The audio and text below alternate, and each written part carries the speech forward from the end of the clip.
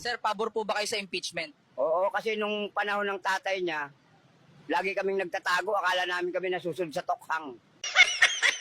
Noon, tago kami ng tago. Hindi ako makalabas. Baka ako na ang susunod sa listahan. Biktima lang kami ng mga D-Lord. Dapat yan ang hulihin. Hindi yung addict na ang tanging dala lang ay lighter, foil. Gino, ano po ang plano nyo kung kayo ang naging presidente? Una sa lahat, libreng pulutang kada kanto. Tapos, bawal ang curfew sa mga walang jowa.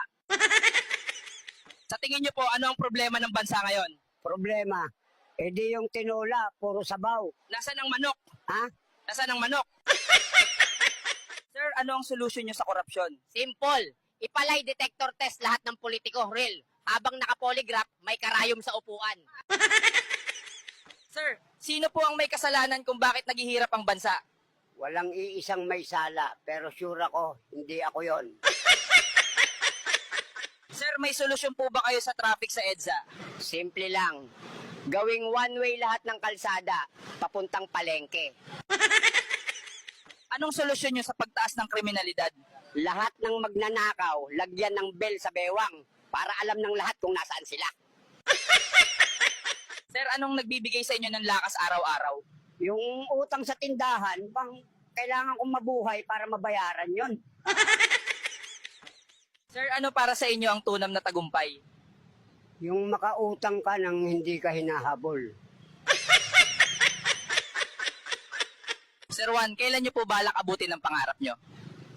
Pag natuto na akong matulog, Sir, mahilig po ba kayo sa alcohol? oo, pero hindi yung panlinis, yung may tama. Sir, paano nyo pinangangalagaan ang mental health nyo? Simple lang, umiinom ako ng tubig. Tapos inom ng konting gin para pampakalma. Sir, ginagamit nyo pa po ba ang face mask? Oo, para itago ang mukha ko sa mga inutangan ko. Sir, naniniwala po ba kayo na flat ang mundo? Oo.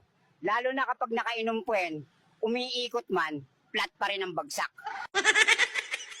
Sir, anong pinaka nakakagulat na bagay na nakita nyo sa kalye? Yung ex ko, may bagong jowa. At mas pangit pa sa akin. Sir, anong ginagawa nyo pag walang ulam? Tinitigan ko lang yung kanin. Tapos iniisip kong lechon siya. Sir, araw-araw po ba kayong naliligo? Araw-araw akong nagpaplano. Pero yung tubig, busy. Sir Juan, paano po ba makaiwas sa utang? Simple lang, wag lumapit